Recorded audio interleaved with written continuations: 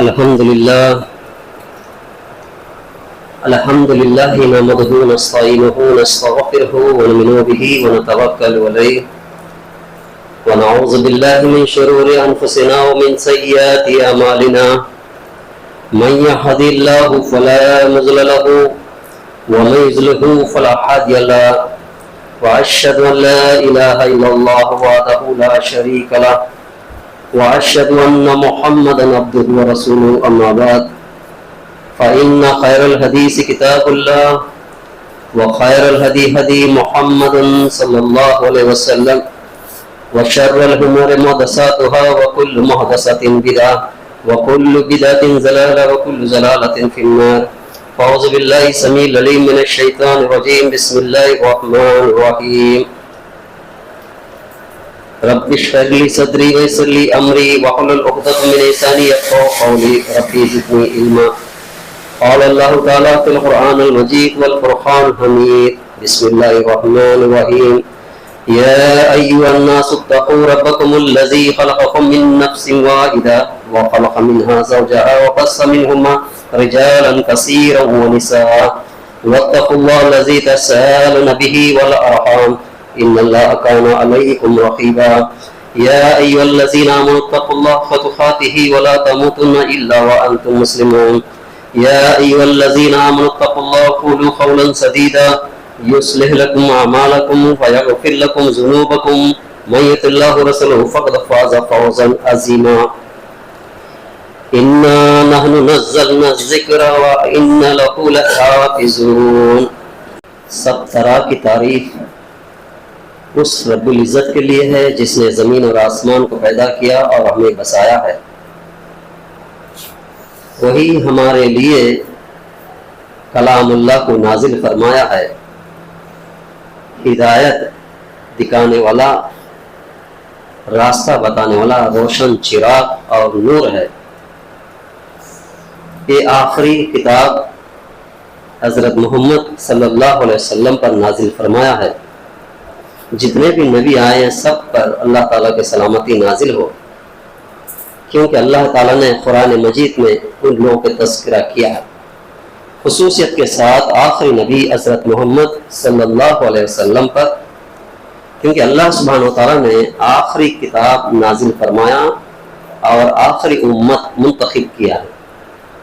ہم بہت ہی خوش نصیب بندے ہیں کہ اللہ تعالیٰ کے کیونکہ آخری نبی کے امتی بنایا، تاکہ بہت سے نبی دعا کیے کہ آخری نبی کے امتی بنایا کریں. صرف ایک ہی نبی کا دعا اللہ تعالیٰ نے قبول فرمایا، وہ ہے عیسیٰ علیہ السلام.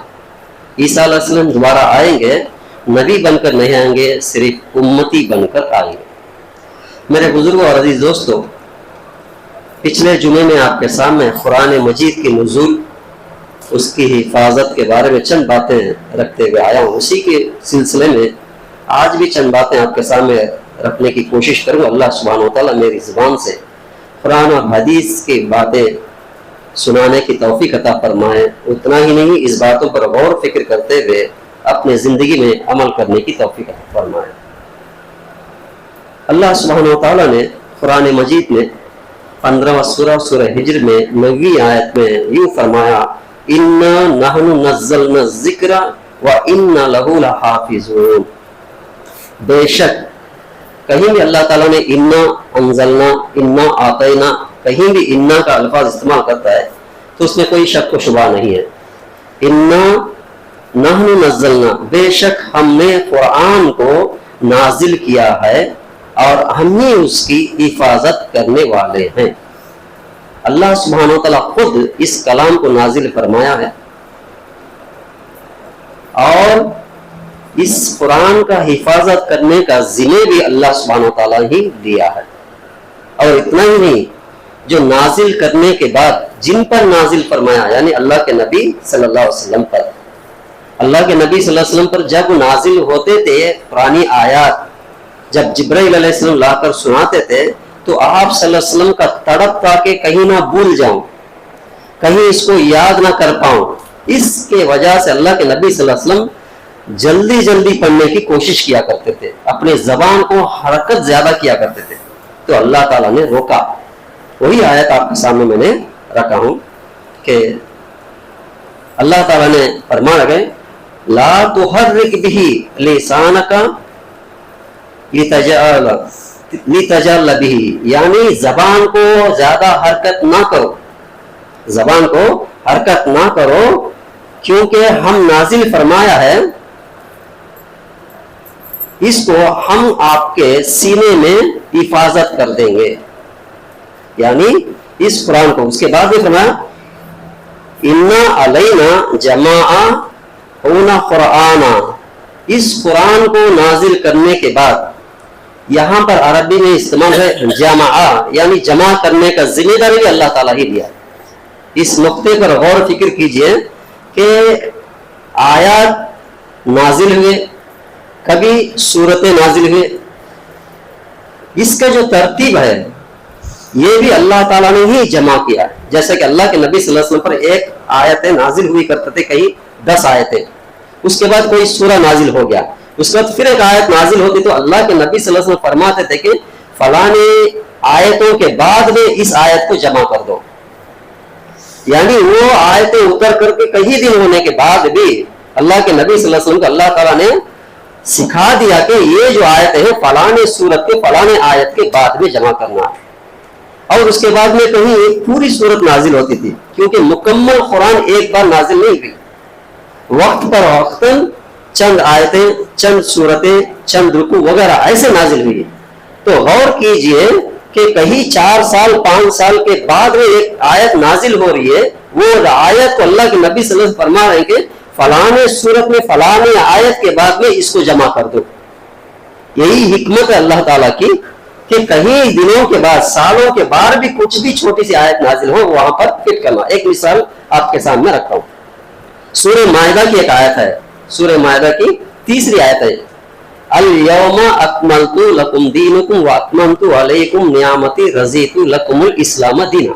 یہ جو آیت ہے سورہ مائدہ تو کبھی کا نازل ہو چکا تھا، لیکن یہ جو آیت ہے حجۃ الوداع میں عرفات کے میدان میں نازل ہوا، یعنی آپ صلی اللہ علیہ وسلم کا آخری وقت تھا، تو حج ایک ہی حج کہتے وہ حجۃ الوداع ہے، اس حج کے موقع پر یہ آیت نازل ہوئی۔ تو سورہ مائدہ تو کبھی کا نازل ہو چکا تھا آیتیں، لیکن اللہ کے نبی صلی اللہ علیہ وسلم پر یہ آیت بعد میں نازل ہوئی، فرمائے کہ یہ آیت کو سورہ مائدہ کے اندر میں فلانی آیت کے بعد میں اس کو جمع کر دو۔ یہ ہے حکمت اللہ تعالیٰ کی، یعنی اس سے بات یہ واضح ہوتی ہے کہ اللہ کے نبی صلی اللہ علیہ وسلم کی موجودگی میں اللہ تعالیٰ نے خود جمع فرما دیا قرآن کی۔ اس میں کوئی ہمیں شک و شبہ نہیں ہونی چاہیے، کیونکہ بہت سے لوگ غلط فہمی میں ہیں کہ بعد میں جمع کیے گئے ہیں قرآن کے آیتوں کو، سورہ کو، پارے کو وغیرہ وغیرہ۔ یہ غلط فہمی سے دور ہو کر کے یہ جانیے کہ اللہ کے نبی صلی اللہ علیہ وسلم کے زمانے میں ہی اس کو ترتیب دیا گیا ہے، اس میں کوئی شک و شبہ نہیں ہے۔ سورہ قیامہ میں اس کے بارے میں آپ کو پتہ لگ جائے گا۔ اس کے بعد میں اللہ کے نبی صلی اللہ علیہ وسلم پر جب نازل ہوا کرتی تھی آیتیں تو ایسی شدت ہوتی تھی کہ بخاری کی حدیث ہے کہ ٹھنڈ کے موسم میں، جھاڑی کے موسم میں بھی اللہ کے نبی صلی اللہ علیہ وسلم پر جب وحی نازل ہوتی تھی تو راوی فرماتے ہیں کہ اللہ کے نبی صلی اللہ علیہ وسلم کے پیشانی کے اوپر میں پسینہ زاد ہوتا تھا، یعنی اتنا گرمی جسم میں آیا کرتا تھا آپ صلی اللہ علیہ وسلم کے، یعنی ٹھنڈ کے موسم میں بھی پسینہ آنا یہ کوئی معمولی بات نہیں ہے، یعنی اتنی شدت ہوا کرتی تھی اللہ کے نبی صلی اللہ علیہ وسلم کو برداشت کرتے تھے، اتنا تکلیف بھی محسوس ہوتی تھی، گھنٹی کی آواز بھی ہوتی تھی اور ان کے اندر میں اتنا ہوتا تھا، یہاں تک کہ حدیثوں میں آتا ہے کہ اللہ کے نبی صلی اللہ علیہ وسلم کے اتنا پسینہ ہوا کرتا تھا۔ بہرحال یعنی اللہ کے نبی صلی اللہ علیہ وسلم پر جب بھی وحی آ جاتا فوراً اللہ کے نبی صلی اللہ علیہ وسلم اس کو یاد کر لیتے اور صحابہ کرام کو یاد کروا دیتے، کہتے تھے کہ اس آیتوں کو یاد کرو آج نازل ہوئی ہے، اور ان کو صحابہ کرام کے اندر میں خاطب پر یعنی لکھنے پر اتنا بھروسہ نہیں تھا جتنا یادداشت رہتی تھی ان کو۔ ان کا یادداشت ایسا تھا کہ پرانے زمانے کے واقعات بھی ان کو یادداشت رہتی تھی، اور جو اونٹوں کے نام، گھوڑوں کے نام، اس کے اندر قسم وغیرہ جو بھی रहता था, उनको इतना अच्छा से वो याद किया करते, यानी उनका याददाश्त बहुत खवी था, यानी बहुत पुख्ता था उन लोगों की याददाश्त। तो वो लोग ज्यादा तवज्जो लिखने पर नहीं देते जितना याददाश्त पर रखते थे। फिर भी अल्लाह के नबी सल्लल्लाहु अलैहि वसल्लम सहाबा कराम को याद करवा देते, फौरन जिनको लिखना पढ़ना आता था उनको कहते थे कि ये आयतें आज नाज़िल हुई, इसको लिख दिया करो। सहाबा कराम को कहते थे कि लिख दिया करो। उस टाइम में हड्डियों पर, चमड़े पर और पत्तों पर उसको लिख करके हिफाजत किया करते थे। ये सब क्या है, अलग अलग वर्क़ों के जैसे रहते थे, जमा तो नहीं गए, लेकिन अल्लाह के नबी सल्लल्लाहु अलैहि वसल्लम मौजूदगी में कुरान की आयतों को लिखा गया है। ये भी यकीन रखनी चाहिए। अल्लाह का वही जब आदत आप सल्लल्लाहु अलैहि वसल्लम पर फौरन याद कर लेते और सहाबा कराम को याद करवाते, और कुछ चंद सहाबा कराम कहते कि इसको नोट कर लो, लिख लो इसको, यानी लिखने का भी रिवाज था। उसके बाद में उसी को तरतीब देते थे, तौक़ीफ़ी तरतीब कहते हैं उसको, तौक़ीफ़ी तरतीब, यानी सूरतें का जो सूरत के अंदर में फलाना है, इसको तौफ़ीक़ी तरतीब कहते हैं। लेकिन नाज़िल तरतीब अलग है। जैसे कि कुरान में हम पढ़ते हैं, सबसे पहले सूरह फातिहा पढ़ते, फिर उसके बाद अलिफ लाम मीम, यानी सूरह अल इमरान, सूरह निसा, सूरह माइदा, सूरह अन्नाम, सूरह आराफ वगैरह। ये जो तरतीब अलग है, नाजिल की तरतीब अलग है। सबसे पहली जो आयत है इक़रा बिस्मि रब्बिकल लज़ी खलक़, ये पहले नहीं है कुरान के अंदर में, सूरह अलक़ के अंदर में आए आयतें, यानी तरतीब दो तरतीब है। नाजिल होने का तरतीब अलग है, उसको लिखवाने का एक तरतीब अलग है। इसको याद रखिए, दोनों तरतीब मौजूद थे उस टाइम में अल्लाह के नबी सल्लल्लाहु अलैहि वसल्लम के जमाने में। क्योंकि मुकम्मल कुरान एक ही बार नहीं उतरा, इसीलिए मुकम्मल किताब की शक्ल नहीं थी, अलग अलग वर्क़ों में अलग अलग थे। फिर भी अल्लाह के नबी सल्लल्लाहु अलैहि वसल्लम कहते थे कि ये जो आयतें फलाने सूरत के अंदर में जमा कर दीजिए। ये है इसकी हिकमत। यहाँ दो बातें हैं, एक क्या है, नाजिल होने के आयतों का तरतीब अलग है, और उसके बाद में अल्लाह के नबी सल्लल्लाहु अलैहि वसल्लम जो तौफ़ीक़ी तरतीब जो दिए वो अलग है, सूरतों के तरतीब अलग है। यानी सूरह फातिहा, सूरह बकरा, सूरह अल इमरान, सूरह निसा, सूरह माइदा, सूरह अन्नाम, सूरह आराफ, सूरह अनफाल, सूरह तौबा, ये सब ये सीरियल अलग है। आयत नाजिल होने का तरतीब अलग है, क्योंकि कभी दो सूरतें एक ही बार नाजिल हुए, कभी एक सूरत के आधे आयतें नाजिल हुए, कहीं एक सूरत के एक ही आयत बाद में नाजिल हुई। फिर अल्लाह के नबी सल्लल्लाहु अलैहि वसल्लम फरमाए कि ये जो आयत है फलाने सूरत के लगा दीजिए। ये जो सिस्टम है दो तरीके के थे, उसी को फरमाया अल्लाह के नबी सल्लल्लाहु अलैहि वसल्लम के जमाने में इसको कर दिया गया। यानी तीन मरहले में कुरान की जो जमा है उसके बारे में हम लोग समझ सकते हैं। पहली मरहला क्या है, अल्लाह के नबी सल्लल्लाहु अलैहि वसल्लम की मौजूदगी में ही लिखा गया है, वही के तरतीब थी, और जो सूरतों का तरतीब भी अल्लाह के नबी सल्लल्लाहु अलैहि वसल्लम ने फरमा दिया। दूसरा जो है अबू बकर सिद्दीक रज़ी अल्लाह के जमाने, यानी आप सल्लल्लाहु अलैहि वसल्लम का इंतकाल होने के बाद में अबू बकर सिद्दीक रज़ी अल्लाह के जमाने में खारी थे, बहुत से हाफिजा थे, सहाबा कराम पूरा याद किया करते थे। लेकिन और एक बात क्या है कि अल्लाह के नबी सल्लल्लाहु अलैहि वसल्लम 23 साल की जिंदगी में जो नाजिल हुआ, हर साल अल्लाह के नबी सल्लल्लाहु अलैहि वसल्लम जितना उतरा उतना जिब्राइल अलैहिस्सलाम को हर रमजान में सुनाया करते थे। हर रमजान में जिब्राइल अलैहिस्सलाम को जितना उतरा वहां तक उस रमजान तक उसको सुनाया करते थे, फिर जिब्राइल अलैहिस्सलाम सुनाया करते थे। ये भी हर साल हुआ करता था। ऐसे ही सहाबा कराम याददाश्त के लिए हर नमाज में तो है ही है पढ़ने का, लेकिन तहज्जुद क़यामुल लैल जो तरावीह के नाम से है, इस तहज्जुद के अंदर रोजाना जितना रहता उतना याद करते थे। इसके वजह से वो हाफिज थे, उसमें कोई तब्दील नहीं हुई थी। तो कहने का मकसद ये कि जैसा नाजिल होता था ऐसा हिफ्ज किया करते थे, उसको बरकरार रखा करते थे। और आप सल्लल्लाहु अलैहि वसल्लम जिब्राइल अलैहिस्सलाम को हर रमजान में सुनाया। जब आप सल्लल्लाहु अलैहि वसल्लम का इंतकाल के पहले जो रमजान आया, उस रमजान में 2 बार दौरा हुआ, यानी जिब्राइल अलैहिस्सलाम को आप सल्लल्लाहु अलैहि वसल्लम ने 2 बार सुनाए थे। यहाँ पर एक मरहला हो गया। दूसरा मरहला जो है, अबू बकर सिद्दीक रज़ी अल्लाह के जमाने में मुस्लिम कज़्ज़ाब करके एक था, नबुव्वत का दावा किया था। जैसा आप सल्लल्लाहु अलैहि वसल्लम चले गए तो फौरन दूसरा शख्स ने नबुव्वत का दावा किया, तो उससे जंग करना पड़ा। उसे जंग यमामा कहते हैं, उस जंग को जंग यमामा कहते हैं। उस जंग यमामा के अंदर में 70 खारियों का इंतकाल हुआ, शहीद हो गए। जो हिफ्ज़ कुरान किए थे सहाबा कराम, उन लोगों ने 70 सहाबी शहीद हो गए। तो जब उमर फारूक रज़ियल्लाहु कहते हैं कि अबू बकर सिद्दीक से आए खलीफतुल मोमिनीन ऐसे ही जंग में शहीद हो जाएंगे, तो ये कुरान का जो हाफिजा है ये खत्म होने का अंदेशा है। इसलिए ऐसा करो, जिन जिन के पास जो जो सहीफे थे, जो जो वर्क थे, सबको जमा करके एक किताबी शक्ल दिया जाए। तो अबू बकर सिद्दीक फरमाते हैं जो काम अल्लाह के नबी सल्लल्लाहु अलैहि वसल्लम के जमाने में नहीं हुआ उसके लिए मैं कैसे कदम उठा सकता हूँ। बहरहाल कहते कहते यहाँ तक के बुखारी की हदीस है, ये जिल्द नंबर 6 में हदीस नंबर 4980 पर 6 में ये हदीस दर्ज है कि अबू बकर सिद्दीक रज़ियल्लाहु को जब उमर रज़ियल्लाहु कहते हैं कि इसको कुछ ना कुछ शक्ल किया करे, क्योंकि हाफिज कुरान शहीद होते चले गए, तो जब उन्होंने फरमाया, अबू बकर सिद्दीक ने फरमाया कि अल्लाह ताला मेरे दिल को खोल दिया कि उमर की बात को तस्लीम किया जाए, उमर की बात को तस्लीम किया जाए। अल्लाह ताला मेरे दिल को खोल दिया। मैंने एक सहाबी को कहा, ज़ैद बिन साबित है, ये हाफिज कुरान भी थे और खातिबे वही भी थे, यानी वही को लिखने वाले भी थे। दोनों चीजें इनमें शुमार थी और उम्र में भी छोटे नौजवान भी थे और याददाश्त हाफिजा भी इनका अच्छा था। तो उनको बुलाया अबू बकर सिद्दीक, कहे कि तुम इसको जमा करने का काम कर दो। उन्होंने कहा अगर आप कहते तो इधर का पहाड़ निकाल कर उधर कर दूंगा, लेकिन ये काम मैं नहीं कर सकता। उन्होंने पहले इनकार किया, फिर उसके बाद में अबू बकर सिद्दीक और उमर ने दोनों ने कहा कि तुम करो, क्योंकि तुम नौजवान भी हो, आप सल्लल्लाहु अलैहि वसल्लम के साथ में ज्यादा रहा करते थे और आप हाफिज भी है और साथ ही साथ खातिबे वही भी है। तो बहरहाल उन्होंने क्या किया, जो जो सहीफे थे वो सब एक जगह जमा करने का हुक्म दिया गया। उसका भी एक कंडीशन रखा, जिसके पास जो भी पर्चा रहता उसको लाके सुनाना पड़ेगा। वो सुनने के बाद में 2 गवाही को रखने के बाद उसको तस्दीक किया जाएगा और उसको दर्ज किया जाएगा। ये कंडीशन था।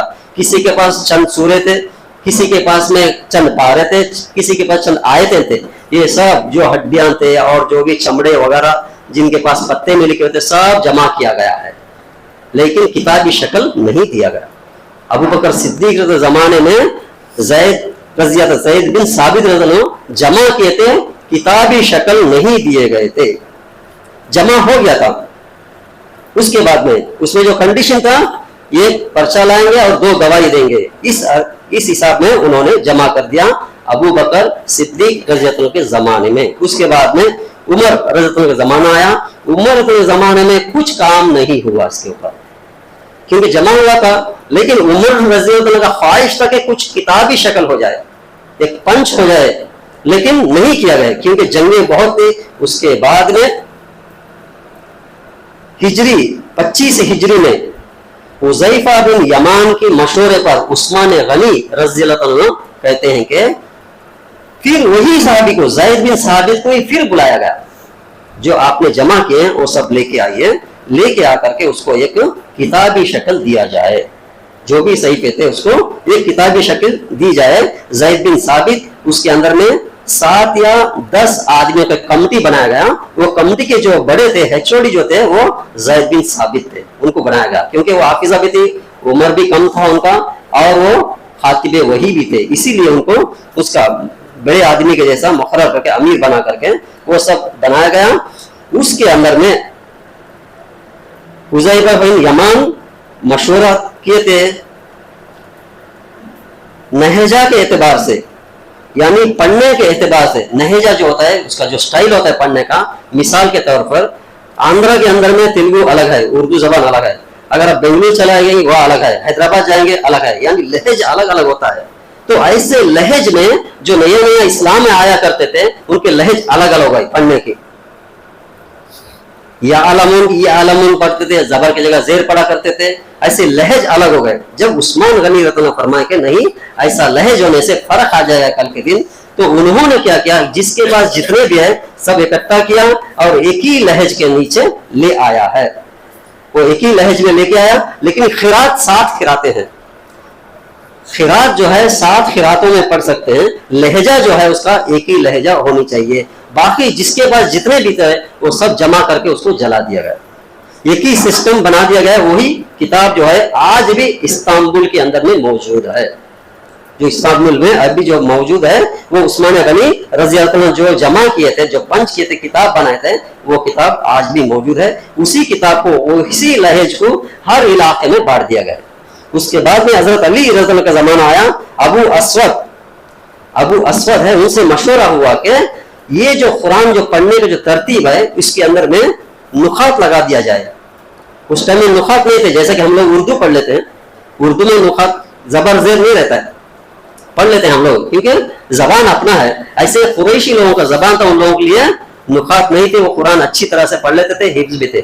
اس کے بعد کے زمانے میں کیا کیے کہ اسود جو ہے، ابو اسود ہے، ان کو مشورہ کیا کہ حضرت علی نے کہ اس کے اعراب لگا دیا جائے، یعنی ایک نقطہ سے لے کر کے 3 نقطے تک، جیسے کہ با کو 1 ہے، تا کو 2 ہے، سے کو 3 ہے، ایسے ہی نقطے لگا دیے گئے. اس کے بعد میں ہر آیت کے بعد میں پہچانت کے لیے 3 نقطے رکھ دیا جائے. جہاں پر آیت ختم ہوتا ہے 3 نقطے، اس کے بعد آیت ختم ہوتا ہے 3 نقطے، یعنی جیسے ہم لوگ کاما رکھتے ہیں. اس کے بعد میں گول، اس کے بعد میں گول رکھا گیا، گول کے بعد میں آیت نمبر ڈالی گئی. یہ جو حضرت علی رضی اللہ عنہ کے زمانے میں پھر ہوا. اس کے بعد میں اور آگے چل کر کے حجاج بن یوسف تھے، انہوں نے زبر زیر پیش تشدید یہ لگائے گا پڑھنے میں آسان ہو جائے لوگوں کو. یہ بعد میں لگائی گئی ہے. یہ ہے ترتیب. پہلا مرحلہ جو تو آپ صلی اللہ علیہ وسلم کے زمانے میں، دوسرا مرحلہ جو ہے ابوبکر صدیق رضی اللہ عنہ، عمر کے زمانے میں کچھ کام نہیں ہوا، عثمان غنی رضی اللہ عنہ کے زمانے میں مکمل کتابی شکل دیا گیا. یہ ہے قرآن کی تاریخ ہے. اسی لیے اللہ تعالیٰ نے فرمایا کہ ہم نے اس قرآن کو انا نحن نزلنا الذکر وانا لہ لحافظون، ہم نے ہی اس قرآن کو نازل فرمایا اور اس کی حفاظت خود ہم کریں گے. اس کے بعد میں اللہ تعالیٰ نے سورہ قیامہ میں فرمایا کہ اے نبی صلی اللہ علیہ وسلم، آپ کو قرآن دیا گیا ہے، اس کا حفاظت بھی، اس کی ترتیب بھی دینا ہمارا ذمہ ہے. یعنی آپ صلی اللہ علیہ وسلم زبان کو زیادہ ہلایا کرتے تھے، تو اللہ تعالیٰ نے کہا کہ اتنا ہلانے کچھ نہیں، آپ کے دل کے اندر میں بٹانے کا کام بھی ہمارا ہے، اس کا حفاظت، اس کا ترتیب بھی دینا ہمارا ذمہ ہے. یہ اللہ تعالیٰ نے قرآن آیت نازل فرما کر کے اس کا حفاظت فرمایا. یہ تھا کہ قرآن کی چند باتیں یہاں تک. اور آئیے کہ قرآن کو چند اور بھی نام ہے. ہم لوگ خاص کر کے القرآن مجید جانتے ہیں، یعنی القرآن کا مطلب بار بار پڑھنے والی، بار بار دہرانے والی، اس کو قرآن کہتے ہیں. اس کے بعد الفرقان کا مطلب ہوتا ہے کہ الگ کرنے والی، تمیز کرنے، حق اور باطل کو الگ کرنے والی. جیسے کہ شہر رمضان الذی انزل فیہ القرآن آیا نا، اس کے اندر میں آتا ہے کہ الفرقان جو ہے فرق کرنے والی، حق اور باطل کو الگ کرنے والی. ایسے ہی برہانکم جو الفاظ آتا ہے، برہان جو ہے دلیل ہوتی ہے، یعنی آئیے آپس میں قل ہاتوا برہانکم ان کنتم صادقین جو آیت ہے، یعنی برہان، قرآن کو برہان بھی کہا گیا، یعنی الگ کرنے والی. ایسے الحق یہ تو اخ والی کتاب ہے، اس میں کوئی بات ہی نہیں ہوتی. اور اس کے بعد میں الذکر کہا گیا قرآن کو، یعنی نصیحت، یعنی ذکر کرنے والی، زیادہ نصیحت کرنے والی کتاب کہا گیا. اسی طریقے سے التنزیل یعنی نازل شدہ کتاب ہے یہ. اس کے بعد احسن الحدیث یعنی بہترین اللہ کا بات ہے، اللہ کا قول ہے، اللہ کی بات کو، قول کو حدیث کہا گیا. یہ الفاظ قرآن میں 12 جگہ استعمال ہوا ہے، حدیث کا الفاظ. عظیم کہا گیا، عظمت والا ہے یہ قرآن، اور کریم عزت والا ہے. اسی طریقے سے المجید کہا گیا. اسی طرح سے حاکم حکمت والا بتایا گیا، بلند والا ان الہی کا، ہدیہ رہنمائی کرنے والا، شفاعت یعنی شفا، الشفا کہا گیا، مصدق یعنی تصدیق کرنے والا، عظمت والا کہا گیا، مبین کہا گیا، واضح کرنے والا. ایسے ہی مبارک اور بشیر، نذیر، نور، احسن البیان، پورے 25 ناموں سے قرآن کریم کو پکارا گیا. قرآن کے اندر میں یہ جو الفاظ ہے سب الگ الگ، یعنی بار بار پڑھنے والی. ہر نماز میں ہم لوگ پڑھتے، فرض نماز ہو، سنت نماز ہو، وتر نماز ہو، جنازہ نماز کیوں نہ ہو، ہر نماز میں دہرانے والی. اللہ تعالیٰ نے فرمایا کہ بار بار پڑھنے والی صورتیں بھی آپ کو دیا گیا، جیسے کہ سورہ فاتحہ کے بارے میں آتا ہے، یعنی بار بار پڑھنے والی جو ہے. اس کے بعد میں کیا فرق کرنے والی، حق اور باطل میں فرق کرنے والی. اور دلیل ہے، یعنی کوئی بھی چیز کے لیے دلیل ہونی چاہیے. یہ قرآن جو ہے دلیل ہے ہمارے لیے، ہم مسلمان ہونے کا دعویٰ کرنے کے لیے، نبیوں پر ایمان لانے کے لیے دلیل ہے، جو واقعات گزرے اس کے اوپر دلیل ہے، یہ جہنم جنت کے لیے دلیل ہے، یہ ہم لوگ جو نماز پڑھتے، روزہ رکھتے، حج کرتے وغیرہ سب کے لیے کیا ہے؟ یہ ایک مسلمان کے لیے قوی دلیل کیا ہے؟ وہ قرآن مجید ہے. اور کچھ ہمارے پاس دلیل ایک ہی ایک دلیل ہے، وہ قرآن مجید ہے. یہ اللہ کے نبی صلی اللہ علیہ وسلم پر نازل ہوا ہے، اس کے اوپر ہمیں پورا مکمل ایمان ہونی چاہیے. اور اس قرآن کا بہت بڑی فضیلت ہے. یہ جو فضیلت اگر ہم جائیں گے تو قرآن کو چھوڑ کر اور کوئی ہم عمل نہیں کریں گے. اللہ کے نبی صلی اللہ علیہ وسلم کی سنت کو مضبوطی سے پکڑیں گے اور قرآن کو سمجھ کر اگر پڑھیں گے تو انشاءاللہ ہم لوگ کامیاب ہو سکتے ہیں. اگر جس نے قرآن کو چھوڑ دیا وہ گمراہ ہو جائے گا، جس نے سنت کو چھوڑ دیا وہ بدعت میں چلا جائے گا. اللہ تعالیٰ ہم سب کو قرآن مجید کو سمجھتے ہوئے عمل کرنے کی توفیق عطا فرمائے. اللہ کے نبی صلی اللہ علیہ وسلم کے سنت پر عمل کرنے کی توفیق عطا فرمائے. وآخر دعوانا الحمدللہ رب العالمین. الحمدللہ والصلاة والسلام علی رسول کریم. اما بعد اعوذ باللہ السمیع العلیم من الشیطان الرجیم. بسم اللہ الرحمن الرحیم. میرے بزرگوں اور عزیز دوستو، یہ ہے قرآن مجید کی نزول اور اس کی عظمت، اس کی حفاظت. کتنے لوگوں نے قربان کیا، کتنے لوگوں کے جان گئے، کتنے لوگوں نے اسے حفاظت کرنے کے لیے، حفظ کرنے کے لیے رات دن محنت کیا ہوگا. لیکن غور و فکر کرنے کی بات یہ ہے، ہم تو نرسری سے لے کر کے انجینئرنگ تک 100 کتاب 100 سینچری تو مار دیا کتابیں پڑھ کر، لیکن صرف ایک کتاب کے ترجمہ سے ہم نے پڑھنے کے نصیب نہیں ہوئی. ہمارے اولاد کو، ہمارے بچے کو سکھائے، کیونکہ اس کی بہت بڑی فضیلت ہے. قیامت کے دن ثواب جاریہ ہے. جن کے ماں باپ کو تاج پہنایا جائے گا اس دن، وہاں کا منظر تو آپ جانتے ہی ہیں، اس کے اندر تاج پہنا کر کے بادشاہیت کا مقام دے گا اللہ تعالیٰ.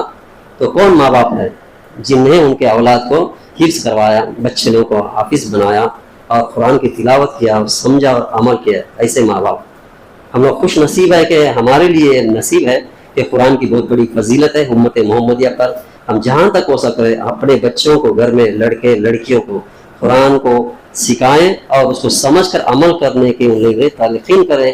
ورنہ یہی بچے ہمارے لیے قیامت کے دن جواب دیں گے، یا اللہ میں تو انجینئرنگ بنایا میرا باپ، مجھے تو ڈاکٹر بنایا، لیکن قرآن کی تعلیم کبھی مجھے نہیں دیا. تو ہمارے خلاف گواہی دیں گے اس دن یہ نہ دھن دولت نہ پیسہ کچھ کام نہیں آئے گا. اس لیے میرے بزرگ عزیز دوستو، جہاں تک ہو سکے دنیا کی تعلیم کے ساتھ ساتھ دینی تعلیم بھی دیا کرے. اور غور کیجئے، بڑے لوگ جو بھی ہیں مسجدوں کے، غور کریں، جو بھی مسجد کا چندہ آتا ہے یا کوئی بھی مدرسے کا چندہ آتا ہے، ان کو یہی توجہ دیں کہ جو مدرسہ میں دینی تعلیم بھی ہو اور دنیاوی تعلیم ہو. اس کی تلقین کرنے کی کوشش کریں، کیونکہ حالات بہت خراب ہے. اللہ تعالیٰ حفاظت کرے. ان اللہ ملائکۃ یصلون علی النبی والذین آمنوا صلوا علیہ وسلم تسلیما. اللهم صل علی محمد وعلی آل محمد کما صلیت علی ابراہیم وعلی آل ابراہیم انک حمید مجید. اللهم بارک علی محمد وعلی آل محمد کما بارکت علی ابراہیم وعلی آل ابراہیم انک حمید مجید. آمین.